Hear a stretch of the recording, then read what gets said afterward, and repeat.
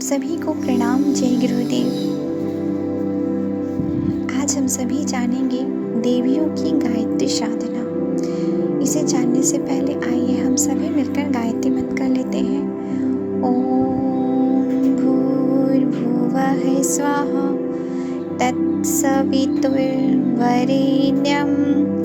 भर्गो देवस्य धीमहि धियो यो नः प्रचोदयात्। प्राचीन काल में गार्गी, मैत्री, मदलसा, अनुसुईया, अरुंधति, देवयानी, अहिल्या, कुंती, शतरूपा, वृंदा, मंदोदरी, तारा, द्रौपदी, दमयंती, गौतमी, अपला, सुलभा, सास्वती, उसीजा, सावित्री, लोपामुद्रा, प्रतिशेयी, वैशालिनी, वैदुला, सुनीति, शकुंतला, पिंगला, जरुत्कर, रोहिणी, भद्रा, विदुला, गांधारी, अंजनी, सीता, देवहूति, पार्वती, अदिति, सची, सत्यवती, सुकन्या, शिवैया आदि महाशक्तियाँ वेदज्ञ और गायत्री उपासक रही हैं। उन्होंने गायत्री शक्ति की उपासना द्वारा अपनी आत्मा को समुन्नत बनाया था और योगिक सिद्धियां प्राप्त की थी। उन्होंने सधवा और गृहस्थ रहकर सावित्री की आराधना में सफलता प्राप्त की थी। इन देवियों का विस्तृत वृत्तांत, उनकी साधनाएं और सिद्धियों का वर्णन करना इस छोटी सी पुस्तक में संभव नहीं है। जिन्होंने भारतीय पुराण इतिहास को पढ़ा है वे जानते हैं कि उपयुक्त देवियां विद्युत, साहस, शौर्य, दूरदर्शिता, नीति, धर्म, साधना, आत्मोन्नति आदि पराक्रमों में अपने ढंग की अनोखी जज्बान्य तारिकाएं थीं। उन्होंने समय समय पर ऐसे चमत्कार उपस्थित किए हैं जिन्हें देखकर आश्चर्य में रहकर जाना पड़ता है। प्राचीन काल में सावित्री ने 1 वर्ष तक गायत्री जप करके वह शक्ति प्राप्त की थी जिससे वह अपने मृत पति सत्यवान के प्राणों को यमराज से लौटा सकी। दमयंती का तप ही था जिसके प्रभाव ने कुचेष्टा करने वाले का प्रयत्न करने वाले व्याध को भस्म कर दिया था। गांधारी आंखों से पट्टी बांधकर ऐसा तप करती थी जिससे उसके नेत्र में वह शक्ति उत्पन्न हो गई थी कि उसके दृष्टिपात मात्र से दुर्योधन का शरीर अवैध हो गया था। जिस जंघा पर उसने लज्जावश कपड़ा डाल लिया वही कच्ची रह गई थी और उसी पर प्रहार करके भीम ने दुर्योधन को मारा था। अनुसुईया ने तप से ब्रह्मा, विष्णु, महेश को नन्हे बालक बना दिया था। सती सांडलिनी के तपोबल ने सूर्य का रथ रोक दिया था। सुकन्या की तपस्या से जीर्ण शीर्ण च्यवन ऋषि तरुण हो गए थे। स्त्रियों की तपस्या का इतिहास पुरुषों से कम शानदार नहीं है। यह स्पष्ट है कि स्त्री और पुरुष सभी के लिए तप का प्रमुख मार्ग गायत्री ही है। आज के इस अध्याय में सुनेंगे, क्या स्त्रियों को वेद का अधिकार नहीं? गायत्री मंत्र का स्त्रियों को अधिकार है या नहीं, यह कोई स्वतंत्र प्रश्न नहीं है। अलग से कहीं ऐसा विधि निषेध नहीं है कि स्त्रियां गायत्री जपे या ना जपे। यह प्रश्न इसलिए उठता है, यह कहा जाता है कि स्त्रियों को वेद का अधिकार नहीं है क्योंकि गायत्री भी वेद मंत्र है, इसलिए अन्य मंत्रों की भांति उसके उच्चारण का भी अधिकार नहीं होना चाहिए। स्त्रियों को वेद अधिकार न होने का निषेध वेदों में नहीं है। वेदों में तो ऐसे कितने ही मंत्र हैं जो स्त्रियों द्वारा उच्चारण होते हैं। उन मंत्रों में स्त्रीलिंग की क्रियाएं हैं जिनसे स्पष्ट हो जाता है कि स्त्रियों द्वारा ही प्रयोग होने के लिए है।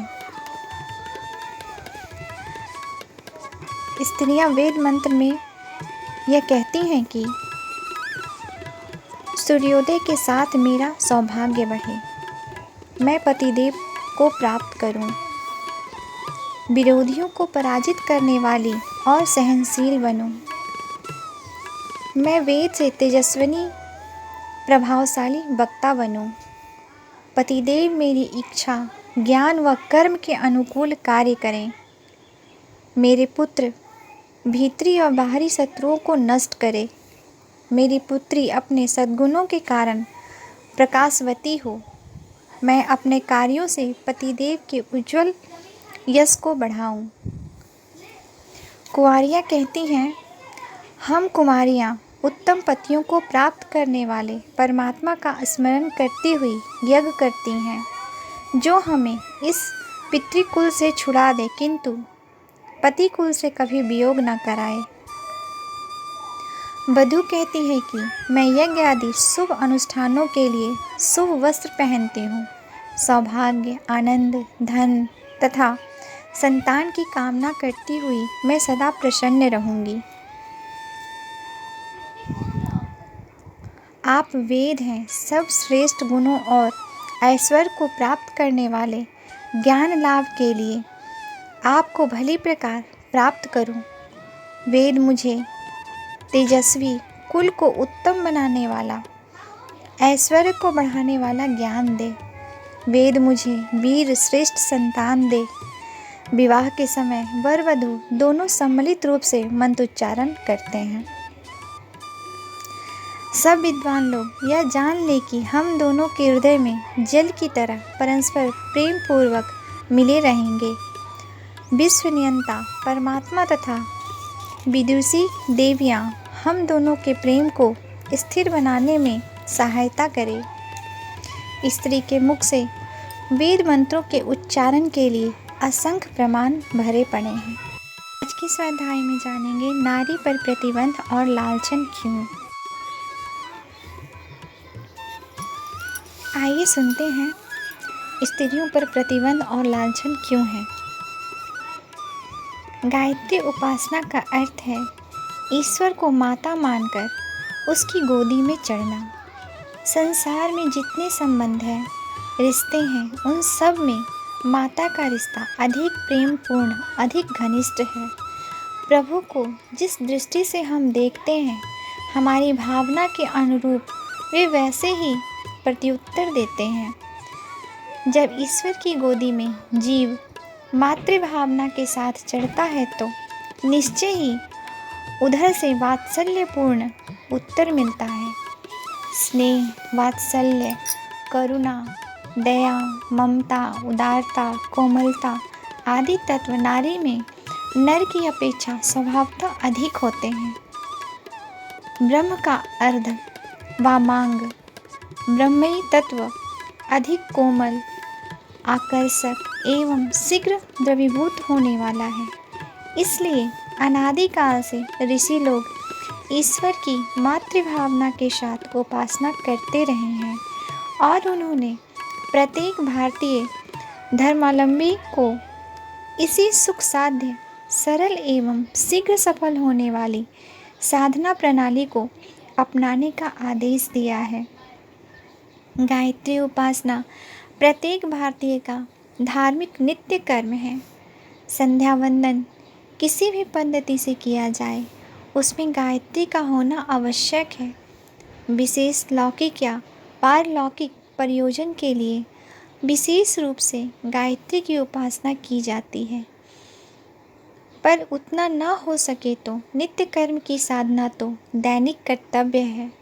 उसे न करने से धार्मिक कर्तव्यों की उपेक्षा करने का दोष लगता है। कन्या और पुत्र दोनों ही माता की प्राण प्रिय संतान हैं। ईश्वर के नर और नारी दोनों दुलारे हैं। कोई भी निष्पक्ष और न्यायशील माता पिता अपने बालकों में इसलिए मतभेद नहीं करते कि वे कन्या है या पुत्र।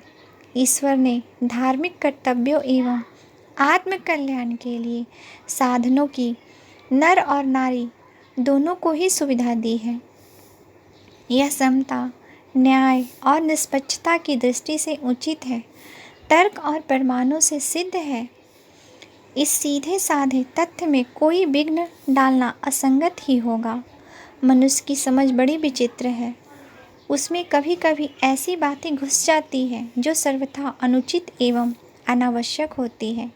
प्राचीन काल में नारी जाति का समुचित सम्मान रहा, पर एक समय ऐसा भी आया जब स्त्री जाति को सामूहिक रूप से हे पतित, त्याज्य, पातकी, अनधिकारी व घृणित ठहराया गया।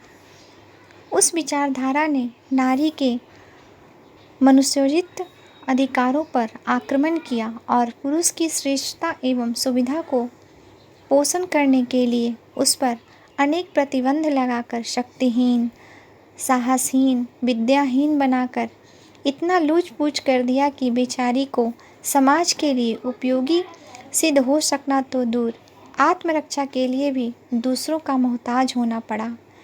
आज भारतीय नारी पालतू पशु पक्षियों जैसी स्थिति में पहुंच गई है।